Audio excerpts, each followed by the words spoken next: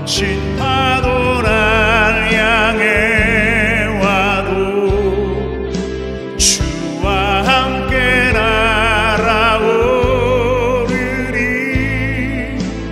폭풍 가운데 나의 영혼 잠잠하게 주를 보리라. 거친 오늘 아침 함께 봉독하실 하나님 말씀 마태복음 14장 22절로 33절 말씀입니다. 저와 여러분이 한 절씩 교대로 봉독하시겠습니다. 예수께서 즉시 제자들을 재촉하사 자기가 무리를 보내는 동안에 배를 타고 앞서 건너편으로 가게 하시고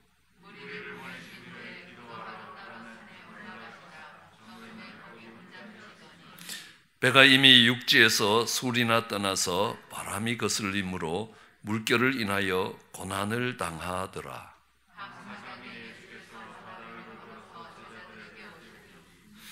제자들이 그 바다 위로 걸어오심을 보고 놀라 유령이라 하며 무서워하여 소리 지르거늘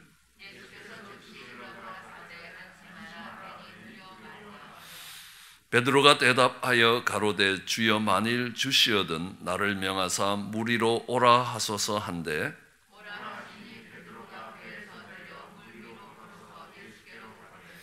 바람을 보고 무서워 빠져가는지라 소리질러 가로되 주여 나를 구원하소서 하니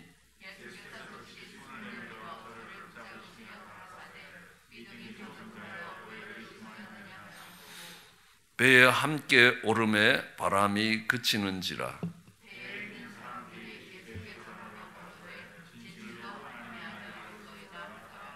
아멘. 저는 믿음을 갖기 전에 이 본문을 읽으면서 이건 정말 말이 안 된다라고 생각을 했습니다. 어떻게 사람이 무리를 걸을 수 있겠는가? 처녀가 아기 놓는 것도 이해를 못하겠지만 사람이 무리를 걷는 것도 이게 말이 안 된다. 떡 5개로 5,000명이 먹었다. 이건 진짜 동화책 속의 이야기일 뿐이다 라는 생각을 하게 됩니다. 근데 하나님의 은혜 가운데 들어오니까 이 본문이 얼마나 많은 의미와 교훈을 가지고 다가오는지 모릅니다. 우리는 살아가면서 인생 가운데서 풍랑을 만나게 되는 겁니다. 잘 지내던 부부관계에도 풍랑이 불 수 있습니다. 잘 자라던 자녀들 가운데도 감당하기 어려운 풍랑이 다가올 때도 있습니다. 그냥 지나갔는데 암이라는 선고를 받으며 건강의 풍랑이 일어나기도 합니다. 오늘 코로나나 이런 전염병으로 인하여 사업 환경이 완전히 달라지기 시작합니다. 우리가 감당하기 어려울 만큼의 큰 풍랑입니다. 이 풍랑을 만날 때에 풍랑 속에 빠져가는 사람이 있는가 하면 그 풍랑 위를 밟고 서는 사람이 있습니다. 우리는 어떻게 풍랑 속에 빠져들어가고 어떻게 할 때 그 풍랑을 이기고 풍랑 위를 걸어갈 수 있느냐라는 것들을 오늘 이 본문 속에서 배워갈 수 있을 것입니다. 우리는 분명히 똑같은 풍랑이 밀어닥치는데 그 풍랑을 밟고 서면서 새로운 역사를 써가는 사람이 있는가 하면 그 풍랑 속에 빠져가는 사람도 있다는 겁니다. 우리는 이렇게 표현합니다. 한 무리가 구원 얻는 자리에서 한 무리가 멸망을 당할 수 있다는 사실입니다. 이런 것들은 성경 속에 많은 예들이 있습니다. 이스라엘 백성들이 애굽에서 종살이 하다가 애굽을 떠나올 때 그들은 홍해를 건너서 지나옵니다. 이 홍해라는 것은 고린도전서 10장 1절에 보면 그러니까 너희가 바다 가운데서 모세에 속하여 침례를 받았다라고 이야기를 합니다. 이스라엘 백성들이 홍해를 건너오는 사건은 침례의 사건입니다. 어쨌든 이스라엘 백성들은 믿음으로 홍해를 육지처럼 건넜다라고 히브리서 11장이 이야기하고 있습니다. 뒤따라오던 애국 군대는 시험하여 홍해를 건너다가 그들은 홍해에서 멸망을 당했다라고 히브리서가 기록하고 있습니다. 똑같은 홍해를 건너는데 한 사람은 하나님을 바라보며 하나님에 대한 믿음을 가지고 그 홍해를 건넜고, 다른 한 무리는 시험하여 너희가 건넜는데 나라고 못 건너겠냐 하는 이런 시험하는 모습으로 건너다가 그들은 멸망을 당했습니다. 우리는 홍해 앞에 놓여있는 이스라엘 백성들을 이렇게 이야기합니다. 사면초가라고. 앞뒤가 다 막혔습니다. 앞으로 갈 수도 없고 뒤로 물러설 수도 없습니다. 믹돌사입니다. 그리고 뒤에는 애국 군대가 있습니다.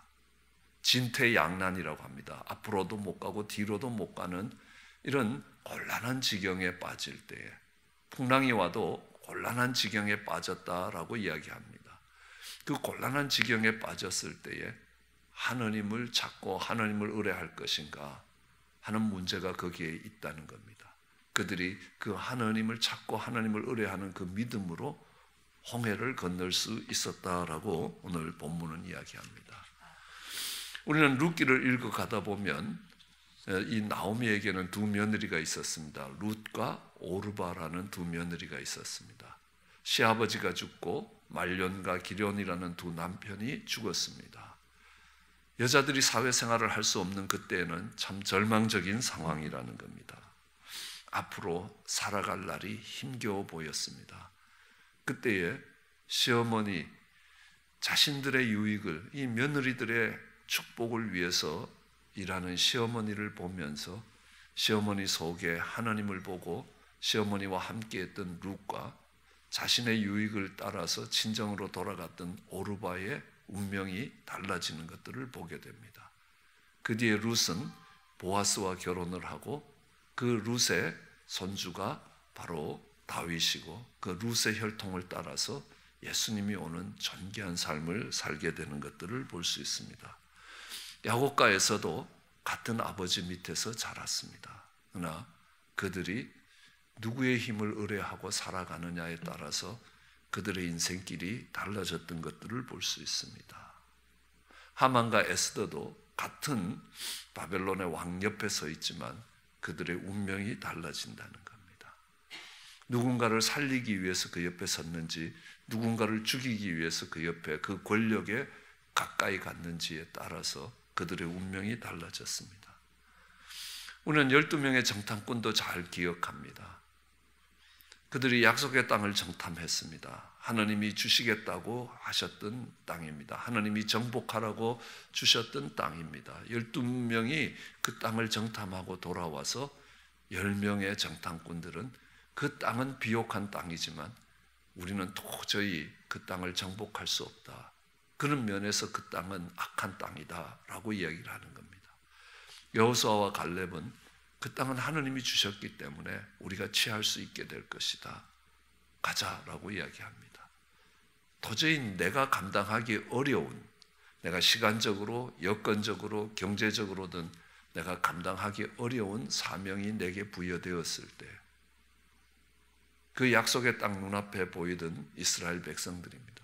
그들이 어떻게 그것을 받아들이느냐에 따라서 한 무리가 그걸로 인하여 어마어마한 축복과 구원을 얻는 자리에서 한 무리가 멸망을 당할 수 있다라는 것들을 볼 수 있습니다. 우리는 노아의 세 아들을 볼 수 있습니다. 홍수가 끝났습니다. 농사를 지었던 포도를 가지고 노아가 포도주를 만든 후에 술이 취해서 잠을 잤습니다. 벌거벗고 잤다는 겁니다. 그것을 봤던 함이 들어와서 그것을 보고 나가서 아버지가 벌거벗고 잔다고 이야기를 합니다. 이야기를 해봐야 별로 이야기할 사람 많지 않습니다. 홍수로 다 죽었고 그들의 형제들 그리고 그들의 배우자들만 있었던 겁니다. 그때에 셈과 야벳은 옷을 들고 와서 거꾸로 걸어와서 그 아비의 허물을 덮었던 것입니다. 아비의 부끄러운 부분들이 드러났을 때에 그것을 덮을 건가 아니면 그것을 들춰낼 것인가 라는 부분에서 그들의 운명이 달라집니다. 아니 그들의 운명뿐만 아니라 그들의 후손의 운명이 달라지는 겁니다. 함에게는 가나안이라는 아들이 있었습니다. 그 가나안이 그 형제들의 종의 종이 될 것이라 라는 말을 그때 듣게 되는 것을 알 수 있습니다. 골리앗이 하나님을 조롱합니다. 하나님을 조롱하는 소리가 들려올 때에 다윗의 형제들은 묵묵히 그 소리를 듣고 있었습니다. 그러나 어린 다윗은 물맷돌을 들고 분연히 일어나서 골리앗 앞에 섰습니다. 그럼 다윗이 골리앗 앞에 선 것이 굉장히 어려운 일이었을 것입니다. 목숨을 걸어야 되는 일이기도 합니다. 그런데 그것이 다윗에게 있어서 정말 불행한 일이었느냐? 아니라는 겁니다. 그 일은 다윗이 이스라엘의 지도자가 되고 이스라엘의 주권자가 되는, 이스라엘의 왕이 되는 길이 열리는 계기가 되었습니다. 그 이상의 축복이 없을 만큼 다윗에게 주어진 기회였다라는 것들을 알 수 있습니다. 같은 풍랑인데 한 사람은 거기에 휩쓸려 나가고 한 사람은 그 풍랑을 밟고 서는 그런 새로운 역사를 만드는 기회가 되더라는 것들을 알 수 있습니다. 우리는 가롯 유다와 베드로를 봐도 그렇습니다. 다 자신들의 실수와 자신들의 잘못과 죄가 드러났습니다. 가롯 유다는 정말 예수님이 로마 법정에 서면 무죄를 받거나 아니면 로마 법정을 하늘의 권세로 뒤엎고 이스라엘을 로마로부터 회복시킬 거라고 생각을 하고 좋은 뜻으로 그 로마 법정에 예수님을 세웠는데 예수님이 사형을 당하고 십자가에 못 박히게 되는 것입니다. 그가 생각했던 대로 그 일들이 풀려가지 않았습니다. 실수한 겁니다. 잘못한 겁니다. 이런 결과가 나올 줄 몰랐다는 겁니다. 은삼십냥을 집어 던지면서 그 서슬퍼런 법정에서 내가 무죄한 자의 피를 팔았다라고 이야기를 합니다. 베드로는 그 자리에서 예수님을 부인합니다. 맹세하여 부인합니다. 저주하여 부인합니다. 둘 다 잘못된 실수가 있고 죄악이 있는 사람입니다. 그럼에도 불구하고 베드로는 주님께 돌아왔습니다. 그래서 사도가 되는 것입니다. 가롯 유다는 스스로 그 죄를 책임졌습니다. 그 결과 그는 저주의 이름의 대명사가 되어버렸습니다. 똑같이 자신들의 죄가 드러날 때에 그 죄에 대해서 어떻게 반응하느냐에 따라서 전혀 다른 결과가 왔다라는 것들을 알 수 있습니다. 우리는 예수님이 돌아가실 때 그 옆에 있던 십자가에 있던 두 강도를 기억합니다. 십자가의 두 강도가 한 강도는 구원을 받는 강도입니다. 그러나 한 강도는 그로 인하여 정말 멸망을 당하는 일입니다. 똑같은 사람이었습니다. 처음 십자가에 매달릴 때는 두 강도 다 예수님을 저주하며 욕하던 사람들이었습니다. 그러나 예수님이 했던 첫 번째 말씀을 듣습니다. 아버지여 저들을 용서해 주십시오. 자기들이 하는 일을 알지 못합니다. 라고 기도하는 예수님을 보면서 저 사람은 십자가에 못 박혀 죽을 죄인이 아니라는 겁니다. 그러면서 한 강도는 마음을 바꾸기 시작합니다. 우리는 그를 구원받은 강도라고 이야기합니다. 똑같은 자리에 있지만 한 사람은 구원을 받지만 한 사람은 그렇지 못한 것들을 알 수 있습니다. 우리는 우사와 오벳 에돔을 잘 알고 있습니다. 언약궤를 옮기는 과정에서 오벳 에돔이 축복을 받지만 우사는 그 자리에서 죽임을 당하는 것들을 봅니다. 나쁜 일을 한 거 아닙니다. 언약궤를 옮기는 과정에서 그런 일들이 있습니다. 한 무리가 구원을 얻는 자리에서 한 무리가 멸망을 당할 수 있다는 것입니다. 그런 예들은 수없이 많다는 것들을 알 수 있습니다. 우리는 그런 그것들을 보면서 같은 풍랑이 밀어닥쳐도 그 풍랑으로 인하여 구원을 얻는 사람이 있는가 하면 그 풍랑으로 인하여 멸망을 당하는 사람이 있습니다. 오늘 코로나라는 이런 풍랑이 밀어닥칠 때에 우리는 똑같은 풍랑이 다가오고 있지만 그것이 우리의 믿음을 바꾸고 우리의 삶을 바꾸고 그것이 우리에게 축복이 되도록 그 풍랑을 밟고 서는 사람이 있는가 하면 그 풍랑 속에 빠져서 원망하고 불평하며 정말 멸망을 당하는 사람이 나타난다는 겁니다.